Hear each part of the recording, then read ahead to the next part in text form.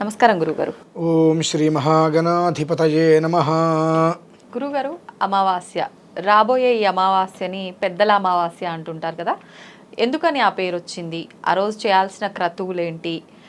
అసలు ఈ అమావాస్య ప్రత్యేకత ఏంటి తెలియచేయండి. మహాలయ అమావాస్య. మహాలయ అమావాస్య అంటే పితృ రుణం తీర్చుకునేటువంటిది. పితరం అంతేచ కర్మని అని అంటారు. మన ప్రారంధం ఎలా ఉంటుందంటే బ్రతుకున్నంతకాలం వాళ్ళ మాటలు వినం, చనిపోయిన తర్వాత కర్మకాండాలు కూడా మనం సరిగ్గా చెయ్యం. ఆ రెండూ చేయకపోవటం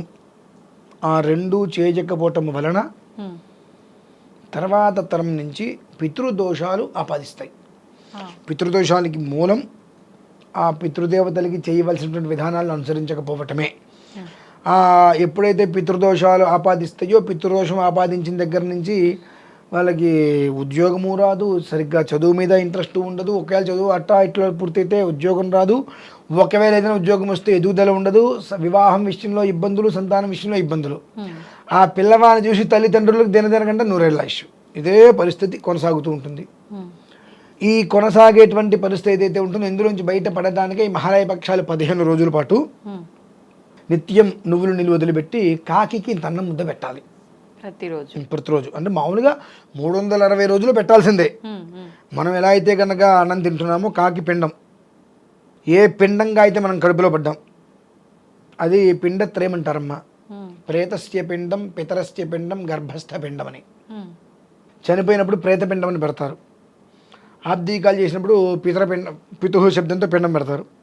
గర్భంలో పడేటువంటిది గర్భస్థ పిండం, దాని పేరే పిండం.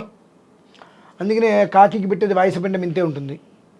అంత నలుసుగా లోపల పెడతారు. ఆ పడిన వ్యక్తి ఇంతగా బయటికి వస్తాడు. ఆ విధానాన్ని నుంచి వాడు ఇంట్లో ఆ తల్లిలో తండ్రి చనిపోయిన దగ్గర నుంచి వీడు బ్రతికినంతకాలం కూడా ప్రతిరోజు కాకి ముద్ద పెట్టాల్సింది మనం పెట్టం. ఎందుకంటే దానికి ఆహారం, చనిపోయిన వ్యక్తికి కూడా ఆహారం పెట్టాలి. కాకి రూపంలో వచ్చి తీసుకువెళ్తారు పితృదేవతలు.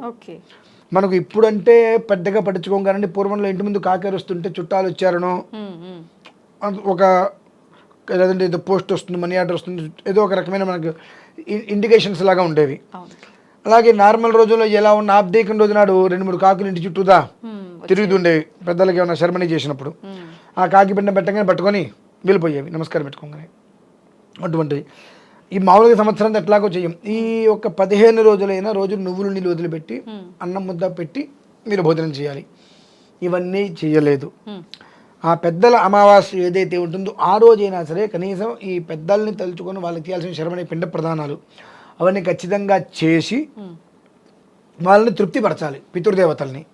ఎందువల్లనంటే పితృశాపం అనేటువంటిది ఈశ్వరుడు వచ్చినా దాన్ని తొలగించలేడు. పితృశాపం ఈశ్వరుడు వచ్చినా తొలగించలేడు. ఎందువల్లనంటే నువ్వు ఎక్కడి నుంచి వచ్చావు, అసలు వాళ్ళ నుంచి నువ్వు వచ్చావు. వాళ్ళు లేకపోతే నువ్వు ఉన్నావా? లేవు. అటువంటి వాళ్ళకి నువ్వేం చేస్తున్నావు?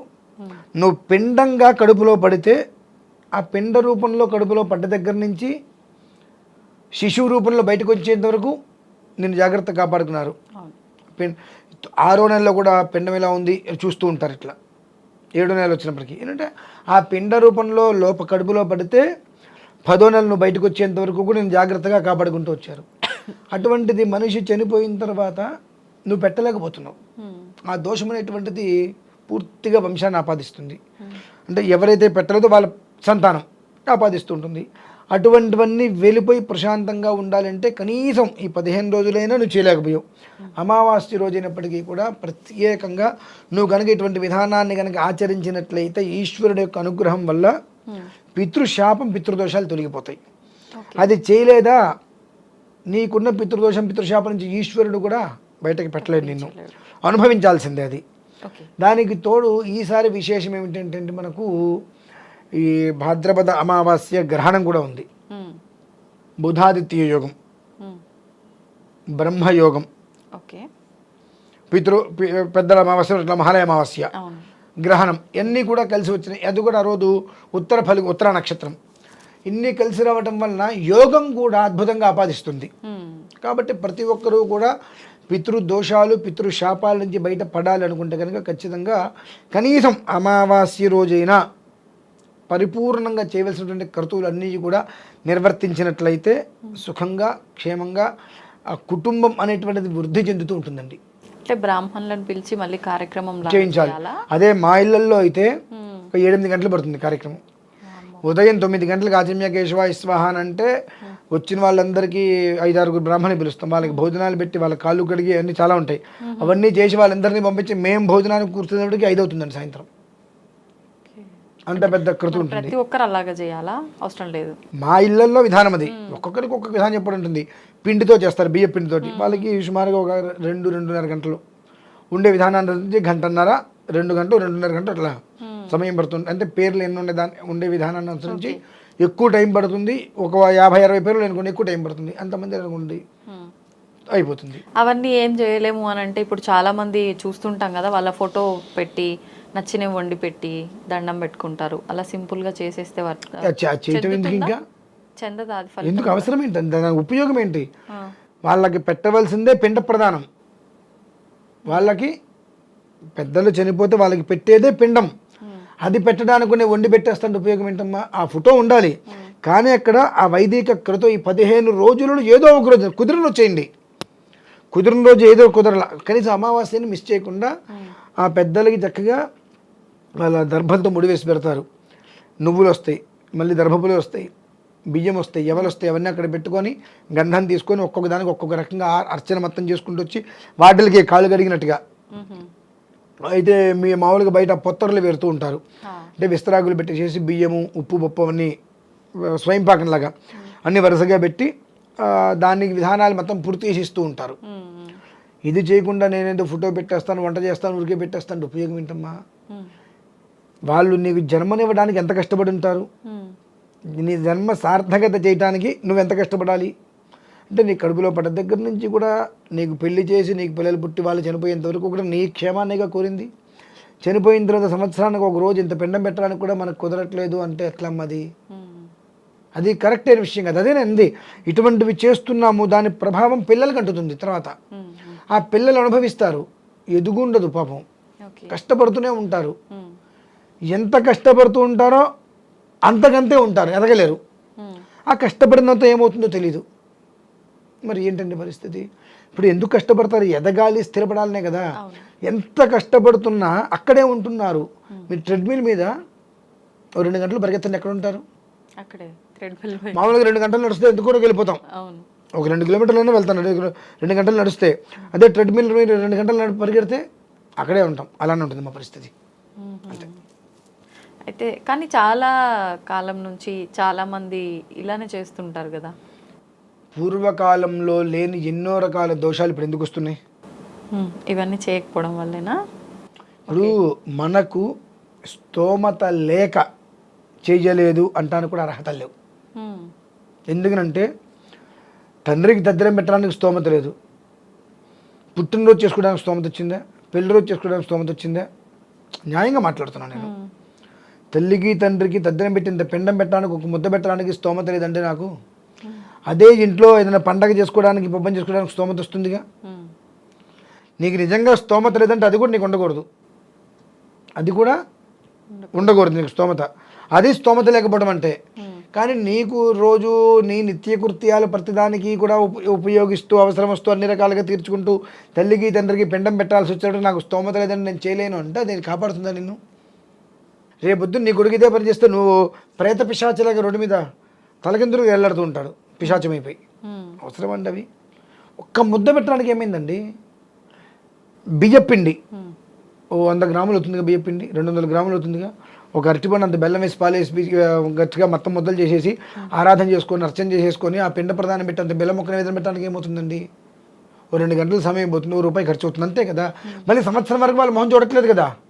అంటే ఇంక ఇప్పుడు ఈ అమావాస్యకు చేస్తే మధ్యలో వాళ్ళ తిథి ప్రకారం తిథి ఎట్లాగో మనం చేయాలి, అది చెయ్యం కదండి. అంటే అది చేసే వాళ్ళు ఇప్పుడు చేయకపోయినా పర్లేదా? చేయాల్సింది. ఇప్పుడు మీకు అంటే కోపం రాదండి, ఒక మాట చెప్తా. అంటే మీకని కాదు, వివాహమైంది, పెళ్లి రోజు ఎందుకు చేసుకుంటున్నారు? అంత అవసరం లేదు కదా.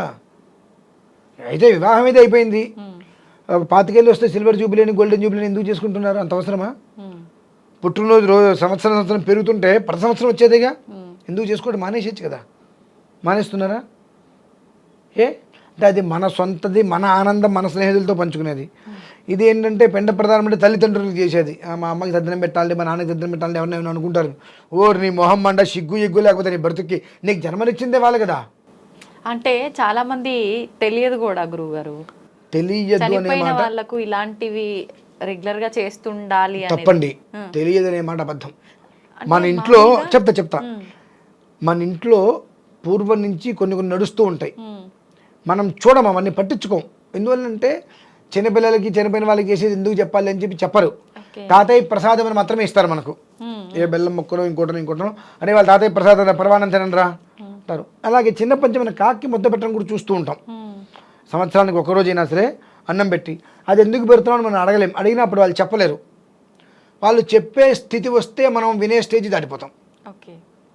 అప్పుడు ఏమవుతుంది, వాళ్ళు పిలిచి చెప్దామనుకు నా ఊరికి ఏదో చేదస్తాను అన్న, నువ్వు ఊరుకో, ఇవాళ కాకలు ఎక్కడ ఉన్నాయి, ఇవాళ పిశాచాలు ఎక్కడ ఉన్నాయి, ఇవాళ కూడా ఇవాళ పిండాలు పెడతారేంటి?